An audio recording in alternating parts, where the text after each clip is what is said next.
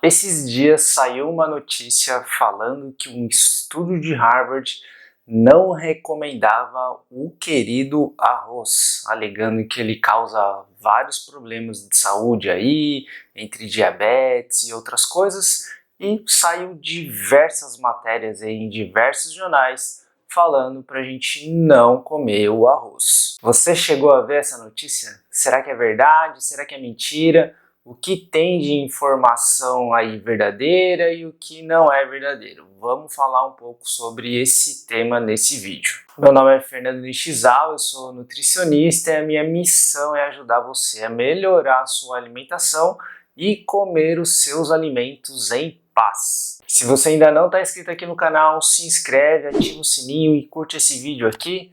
E assim você vai receber uma notificação toda vez que eu publicar um vídeo novo aqui e você ajuda demais a que eu continue produzindo vídeos aqui sobre alimentação e saúde para você. Eu também tenho um perfil no Instagram, se você não me acompanhar lá, me procura, fernando.nishizawa, eu também vou deixar o link aqui na descrição. Eu sempre abro caixinha de perguntas lá para tirar a dúvida do pessoal que me acompanha.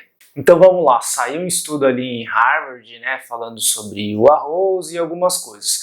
E o ponto ali que eles tocam é sobre o índice glicêmico. O índice glicêmico é a força ou a potência que um alimento tem de elevar a glicemia, aquela glicose lá que tem no sangue ou o açúcar no sangue, né? Então é a capacidade que o alimento tem de aumentar o açúcar no sangue de uma pessoa. E é exatamente por isso que acabou entrando ali, né, na conversa sobre diabetes. Quem tem diabetes, existe uma ineficiência, né, dessa pessoa de controlar os níveis de açúcar dentro do sangue. E por isso, né, o cuidado com a ingestão de carboidratos é muito importante. Mas tem vários detalhes aqui e a gente vai comentar nesse vídeo. Através do índice glicêmico, a gente consegue separar os alimentos em baixo índice glicêmico, médio índice glicêmico e alto índice glicêmico. Ou seja, os alimentos que têm aquela força, aquela capacidade de elevar o açúcar no sangue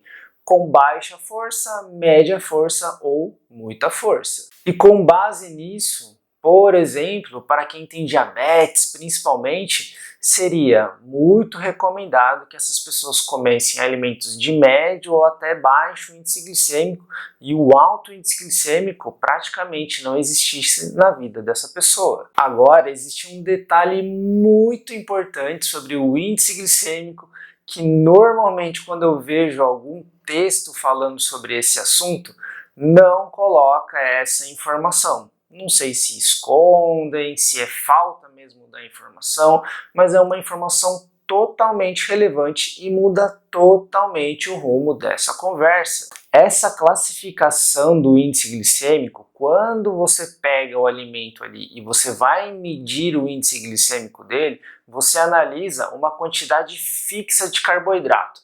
As tabelas ali usam normalmente ou 50 ou 100 gramas de carboidrato que tem presente nesse alimento.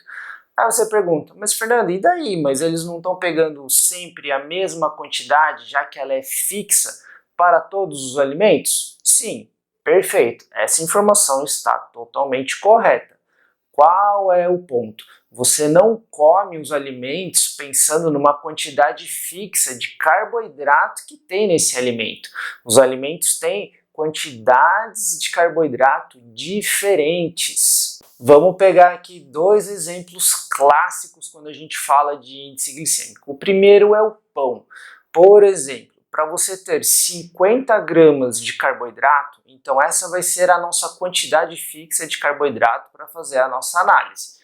50 gramas de carboidrato de pão, nós precisaríamos mais ou menos de 100 gramas de pão francês. Isso seria o equivalente a mais ou menos 2 pães de 50 gramas cada. E o segundo exemplo, que também é um clássico quando o assunto é índice glicêmico, é a melancia. Agora, para a gente ter os mesmos 50 gramas de carboidrato oriundos da melancia, lembra que o 50 é a nossa quantidade fixa para a gente poder comparar coisas equivalentes. Então, para você ter 50 gramas de carboidrato vindo da melancia, você precisa de 660 gramas de melancia. Agora você já começou a perceber que comparar os alimentos apenas pautado no índice glicêmico começa a não fazer tanto sentido assim. E por isso que existe um outro conceito muito importante que é chamada de carga glicêmica.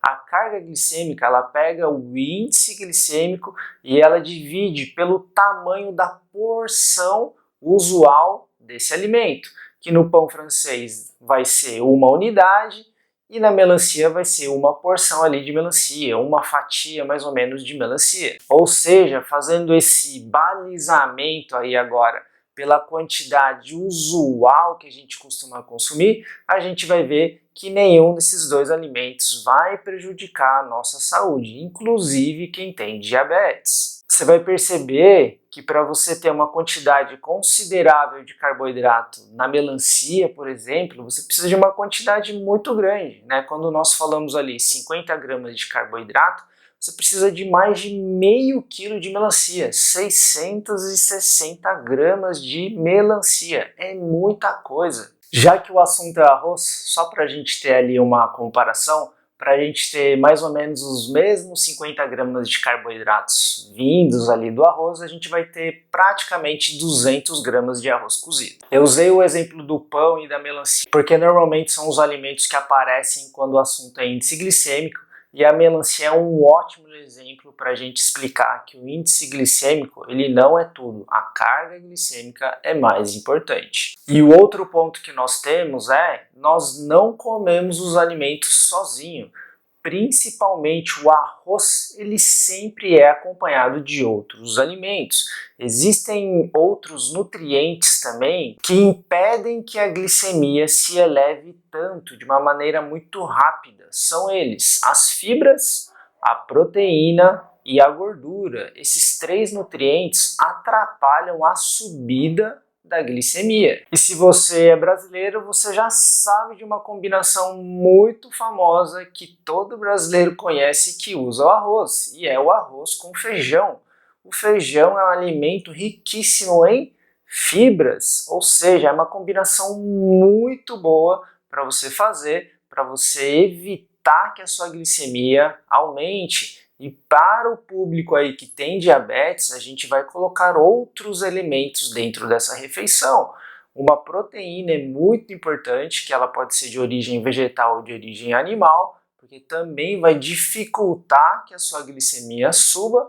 E outra coisa que a gente também vai acrescentar nessa refeição são as fibras, através das folhas e dos legumes. Ou seja, tendo uma refeição completa, você pode sim comer o seu arroz em paz. O arroz não vai ser o problema da sua saúde, desde que ele esteja em quantidades adequadas e você faça uma refeição completa.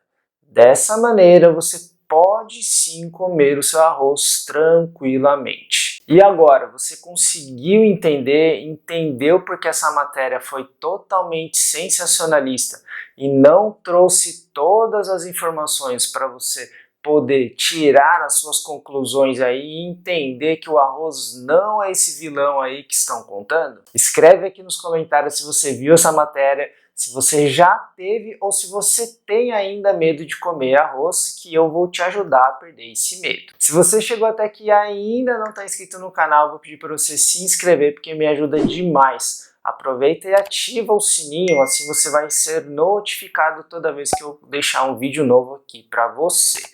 Me segue lá também no Instagram, @fernando.nishizal. Eu vou deixar o link aqui na descrição para você me acompanhar lá e me mandar a sua dúvida.